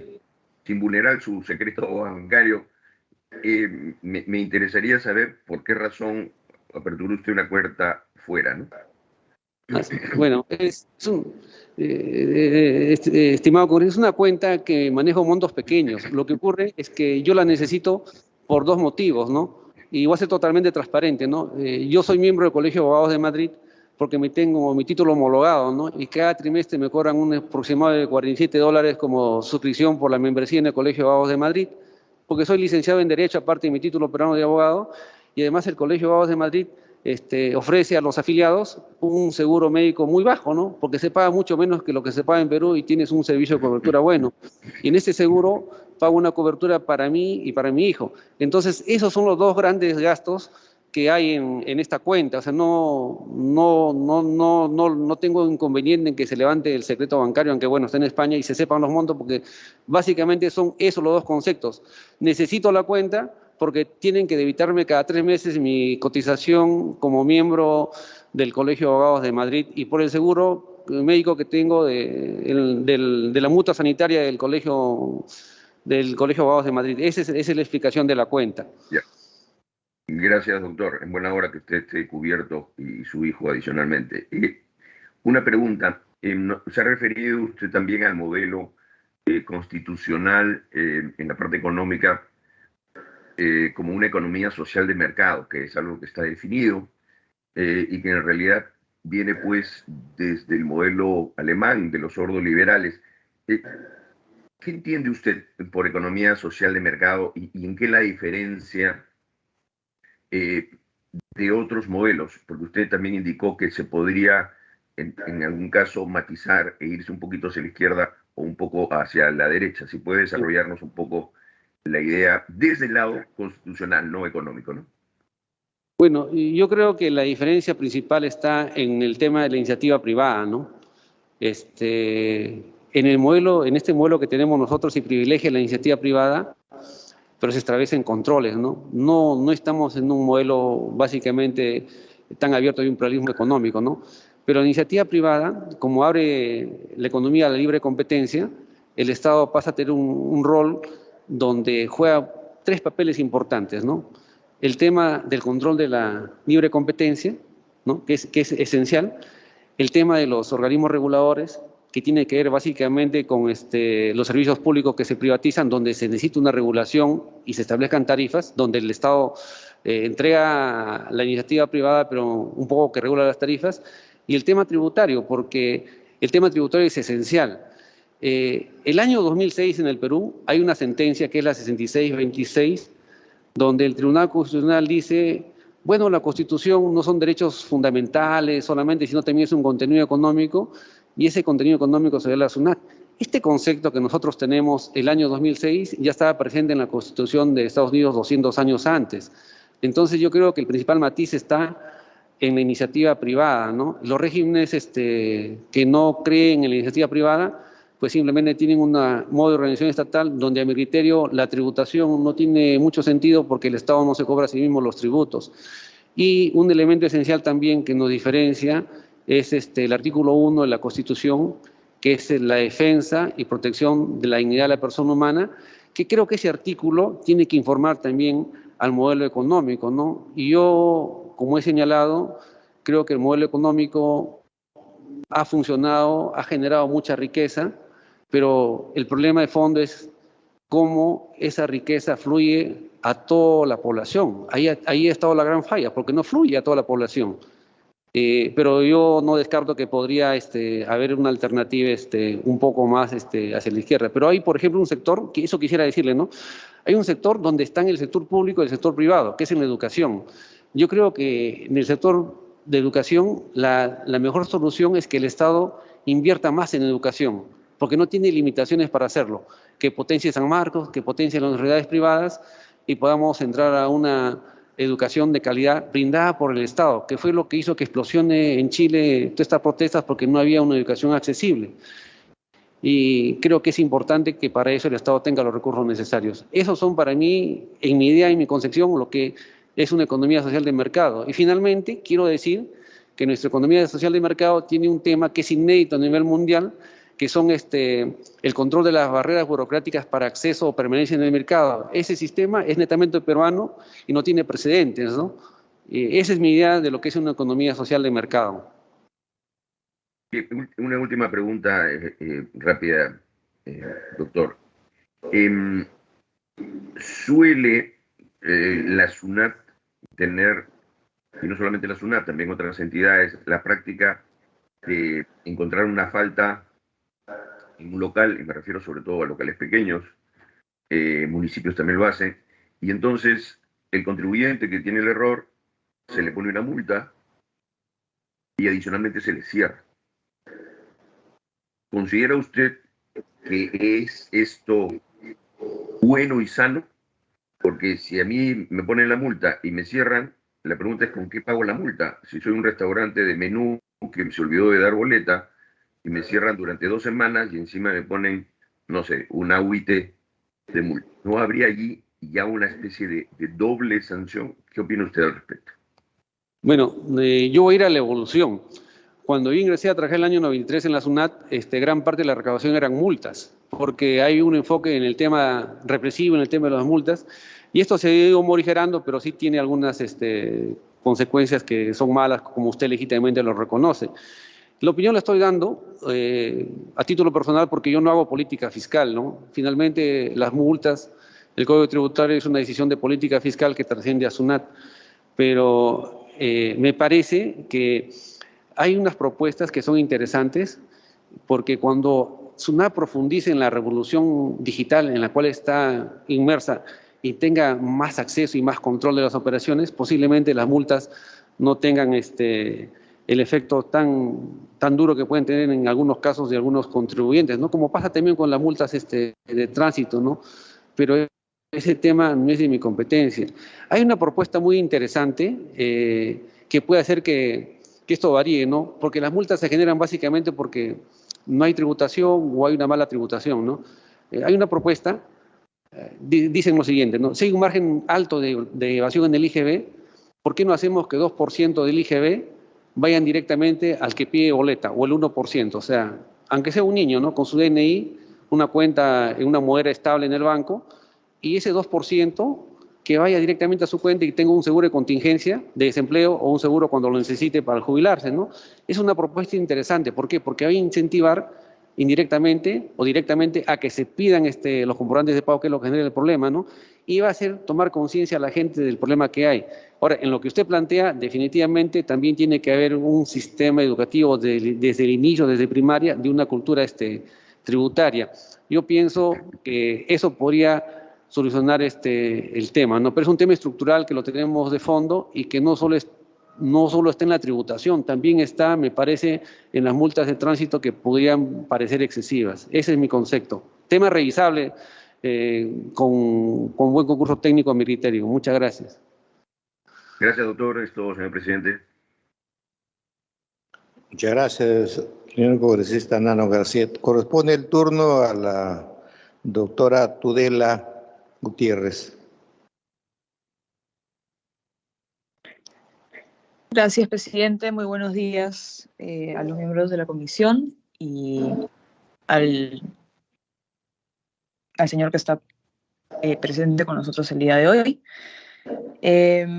Me gustaría hacerle una pregunta en relación al decreto legislativo número 1434, que se aprobó el año 2018, modificando la ley de bancos, con la finalidad de, digamos, ahondar o perfeccionar el suministro de información financiera de la SUNAT. Entonces, este decreto, digamos, le dio acceso a la SUNAT a información bancaria de los ciudadanos, en particular información referida a los saldos o los montos acumulados que tenían en sus cuentas. Esto definitivamente abrió un debate respecto a la constitucionalidad de la norma, ¿no? Inicialmente, el monto a partir del cual los bancos debían informar a la SUNAT era de 10.000 soles. Posteriormente, este monto ascendió a 30.000 soles, sin perjuicio de lo cual el debate constitucional igual permanece abierto, ¿no? Me gustaría saber cuál es su opinión respecto a esta norma y cuál es la ponderación que hace en relación a derechos fundamentales. Gracias. Buenos días, señora congresista. Muchas gracias por la pregunta. Como yo señalo, no política fiscal, no política tributaria, ¿no? Pero sí tengo una opinión. Y voy a dar la opinión a raíz del análisis que hicimos con el equipo que apoya en la defensa jurídica, en este caso al Procurador Constitucional, ¿no? La información, como usted bien lo ha dicho, es información consolidada. No es información puntual y precisa respecto de la operación, ¿no? Y por lo tanto, de acuerdo al análisis que hizo el doctor Maciel Rubio y otros abogados expertos, no vulneraría lo que sería propiamente el secreto bancario, ¿no? Porque no afectaría el núcleo duro. Ese es el análisis que hicimos. Claro, hay polémica, hay discrepancia, pero si usted revisa la norma, se da cuenta que solo es información accesoria, no es información directa. En ese escenario no habría, a mi criterio, problemas de constitucionalidad. Sin embargo, respeto las opiniones que puedan haber en contrario. Eso fue el análisis que hicimos y esa es mi conclusión. Gracias. Y en su opinión, ¿cuál es el núcleo duro del derecho al secreto bancario? Yo creo que es básicamente revelar la operación en sí misma, ¿no? No cifras consolidadas, ¿no? Acá habían cifras consolidadas, ¿no? Como también hay cifras consolidadas en el tema del impuesto el ITF, el impuesto a las transacciones financieras. Ya hay un precedente en el caso del ITF de información que no revela en sí mismo la operación, ¿no? Simplemente sirve de insumo para fiscalización y cuando ven que hay alguna cosa que no coordina, como legítimamente me preguntó el doctor Nano Guerra García respecto a mi cuenta en España, podrían entrar a una fiscalización y ya en la fiscalización sí podrían plantearse, respetando el mecanismo establecido por la Constitución, acceder al secreto bancario.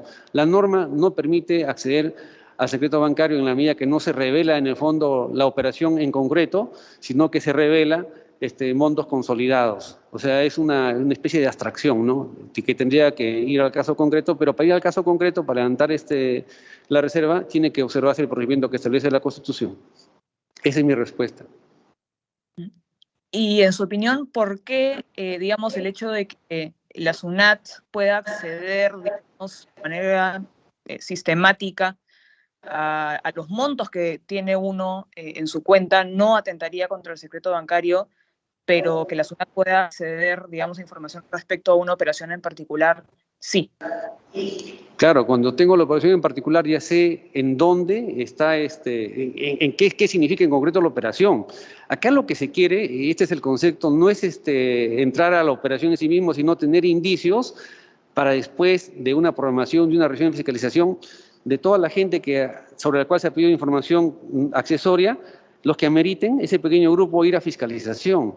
Ese pequeño grupo iría a fiscalización, es una especie de elemento selectivo y como señalo, ya existía en el caso del ITF, ¿no? Algo parecido.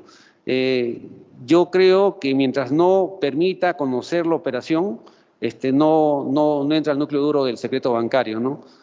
Me parece, por ejemplo, yendo al esquema, ¿no? El doctor Nano Guerra García me ha preguntado en abstracto por mis cuentas y si yo le doy el movimiento preciso, exacto, en tal mes, tal día, tal cosa, ya es secreto bancario, ¿no?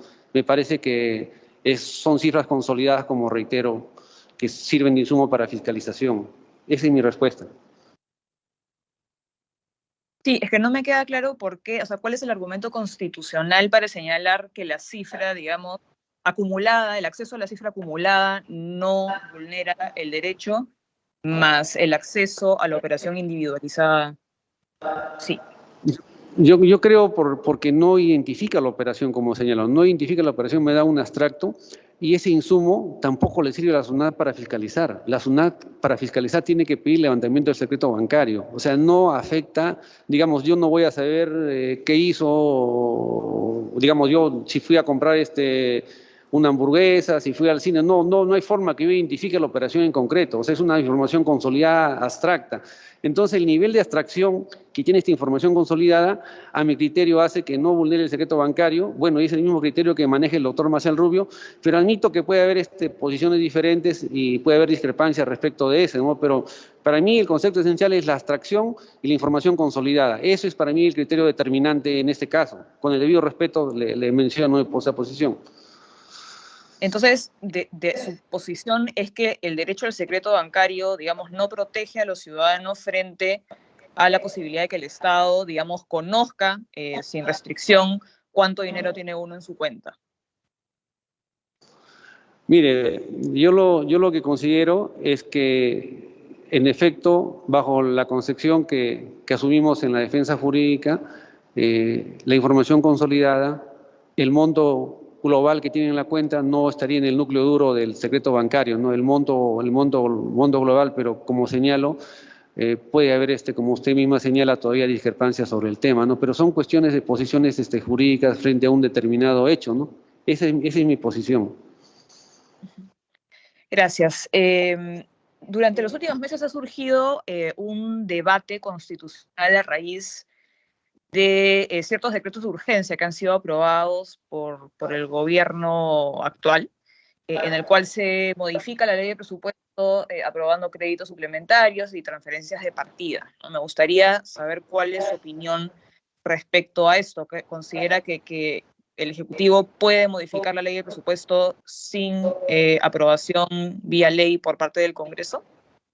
Bueno, yo tengo una posición más o menos clara sobre ese tema porque me parece que solo en situaciones excepcionales puede modificarse a través de un procedimiento, ¿no? Pero sí tengo claro que la competencia presupuestaria es una de las más fuertes que tiene el Congreso de la República, ¿no? Yo creo que sí presenta visos de inconstitucionalidad esa norma, pero tendría que analizarse en el caso concreto y en las motivaciones que han llevado a la norma. Yo no tengo esa data, pero en principio creo que así como hay una competencia del Ejecutivo en materia arancelaria, por ejemplo, por decreto supremo, creo que la competencia del presupuesto en principio tiene que pasar por una legítima aprobación del Congreso. En eso, esa es mi posición, ¿no? Listo, muchas gracias. Muchas gracias, congresista. Muy bien, don Antenor José. Hemos visto que usted tiene mucha experiencia en el campo tributario, porque ha trabajado, dice, y ha escrito sobre materia tributaria. Dice un artículo que es el principio de legalidad en materia tributaria según la jurisprudencia del TC. Sobre ese principio de legalidad que se tiene que aplicar de llegar usted al Tribunal Constitucional, hay una sentencia donde se vio ese caso del principio de legalidad en el famoso caso del juez Garzón en España. A ver, cuéntenos cuál es su posición respecto de ese gran proceso. En el caso del juez Garzón, no tengo el detalle completo, pero sí tengo una concepción que creo que es importante rescatar y que es aplicable a ese caso, ¿no? En la historia del derecho se identifica el Parlamento con libertad, por el principio de legalidad. El constitucionalismo moderno surge a raíz de la suscripción de la Carta Magna por Juan Sin Tierra, ¿no? Donde le dicen, si me vas a afectar con tributos, tiene que ser por ley. Y luego se irradia todo el sistema tributario. Yo creo que hay materias, y este es el caso del juez Garzón, en las cuales uno no puede ser sujeto a determinadas medidas restrictivas de la libertad, como es el tema tributario y es el tema penal, si es que no hay una ley que habilite tal situación. Creo que ese es el concepto central. Es otra cosa, entonces no ha seguido el caso de cerca, ¿no?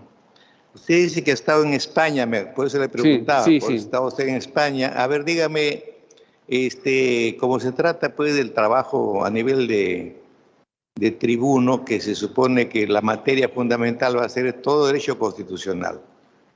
Básicamente, cómo las aplica las teorías en cada caso, ¿no es cierto? Porque ese es el fin de los tribunales constitucionales. ¿Usted haría activismo político desde el Tribunal Constitucional, no? Yo la verdad que mi vida ha estado alejada de la política en los 30 últimos años, pero yo no soy ignorante y yo considero que la organización del Estado es fundamentalmente política y valoro mucho el trabajo de los políticos. No, pero el tribunal lo hace o no hace Claro, activismo político. yo creo que el tribunal, de acuerdo al perfil de los magistrados, algunos magistrados lo plasman sus convicciones en las sentencias, si hacen actividad política, porque conceptualmente el Tribunal Constitucional tiene una jurisdicción que es mitad jurídica, mitad política. Sí lo hacen, el problema es que hacerlo con prudencia, ¿no? Hacerlo dentro de unos parámetros donde no se pierde el horizonte de los derechos fundamentales. Yo creo que el Estado es una organización política que cobra forma de norma jurídica. ¿Qué es lo que ocurre? Es el debate entre Kelsen, que es la norma jurídica, y Smith, que es la situación política, la realidad política, ¿no? Dice, finalmente, el Estado se impone sobre la norma y lo desaparece. Entonces yo creo que el magistrado, sí, en el Tribunal Constitucional, tiene que ser una función valorativa y que el elemento de las convicciones sí tiene una cabida, pero tiene que ser de manera razonable. Esa es mi respuesta, ¿no? Y como usted dice que estaba en España, también ha insistido. Ahí hay dos autores, supongo que los conoce, porque han venido incluso al Perú, Antonio García Amado y Manuelita Atienza. Han estado varias veces, y los dos los conoce sus obras, ¿sabes? Porque veo que usted ha hecho maestría de Derecho Constitucional. Exacto. Yo le pregunto, si esos autores se aplican o no se aplican en la actual sentencia del TC en el Perú. Bueno, el TC en el Perú sigue las tendencias internacionales, ¿no? Y sí aplican... No, pero en el caso concreto sí, de yo creo que Atienza sí. y de García Amado. Yo creo que sí se aplican. ¿Por qué? Porque el Tribunal Constitucional está en una tendencia del Estado neoconstitucional. Ha avanzado a ese punto y está... No, pero García Amado no está en esa línea. Pero le comento que es la línea que está el Tribunal Constitucional peruano, ¿no? que es la opuesta. Pero básicamente yo creo que el razonamiento valorativo... Y si le dijeran a usted, por ejemplo, doctor, usted podría decirnos algo sobre la teoría de Robert Alexi, el alemán. ¿Qué nos diría sobre Robert Alexi? ¿Qué concepto tiene de él? Disculpe, del error de la... Robert Alexi. De Robert Alexi. Bueno, Robert Alexi, ese es un caso bien interesante, ¿no? Porque él es el padre, pues, de esta teoría en boga en los tribunales constitucionales, ¿no? Donde ¿Cuál es ese? Se plantea el test de proporcionalidad, ¿no? Donde se plantea el análisis de los derechos fundamentales desde dos puntos de vista, ¿no? Y básicamente su test de razonabilidad lo que trata de hacer es de coger el sentido común y sistematizarlo para evaluar si una norma es conforme o no es conforme de la Constitución, y maneja sus tres criterios, ¿no? Maneja el criterio de la idoneidad de la norma, el criterio de la necesidad de la norma y propiamente el juicio que se hace de proporcionalidad. Como le repito, lo que queremos es justamente que usted allí nos ilustre, porque no hay otra forma de entrevistar a los candidatos que tienen que tomar posturas allí doctrinarias que son claves. Y además los tribunales del mundo están en ese trabajo doctrinario para ver cómo aplican las teorías. Por ejemplo, a veces llegan cuestiones penales al tribunal y entonces ellos tienen que tratar de ver por qué línea del funcionalismo alemán, porque no hay otro funcionalismo, lamentablemente los alemanes no llevan 30 o 40 años, entonces ellos son creadores de eso. Entonces, doctor Antenor, ¿usted está con el funcionalismo o está con el funcionalismo? En lo penal. Yo lo que creo en las sentencias penales es que la regla, en determinados casos, tiene que romperse. Tiene que romperse la regla para que haya funcionalidad en el sistema. No creo en absolutos. Yo creo que cada caso es una particular en concreto y en que en determinados momentos tiene que ceder la regla general a la excepción. Esa es mi postura. Hay autores como el funcionalismo que son muy difíciles de leer con una traducción de sus obras. Tenemos que recurrir a un comentador de esas obras para poder más o menos entrarle a tomar nota. O sea, no se puede leer de frente a un autor cuando son muy duros a veces los filósofos. En el caso de Jacob, por ejemplo, lo penal, o de Roxin, o de otros filósofos, usted en ese caso, por ejemplo, de Jacob, que es duro, ¿usted algún traductor especial que le haya animado en su vida profesional leerlo para saber cuál es el pensamiento de este filósofo del derecho? Bueno, en particular no tengo el nombre de un traductor en la mente, no lo tengo, pero como reitero... Cuando estuvo en España, ¿tuvo alguna idea, tuvo alguna referencia de un gran tribuno, el Tribunal Constitucional, que se llama Díez Picasso? Bueno, ha sido un magistrado... No, que tiene sus obras de derecho civil, inclusive. Claro. Que se lee mucho en la Católica, de paso. Sí, es un gran autor. Díez Picasso es una eminencia en la materia. Pero no le han leído ninguna sentencia de él. No he leído sentencias del Tribunal Constitucional Español en materia en la cual haya participado Díez Picasso. Muy bien, pues amigo don Antenor José, le deseamos éxitos. Su entrevista ha concluido. Muy amable, muchas gracias, señor presidente. Muchas gracias, gracias. congresistas. Gracias.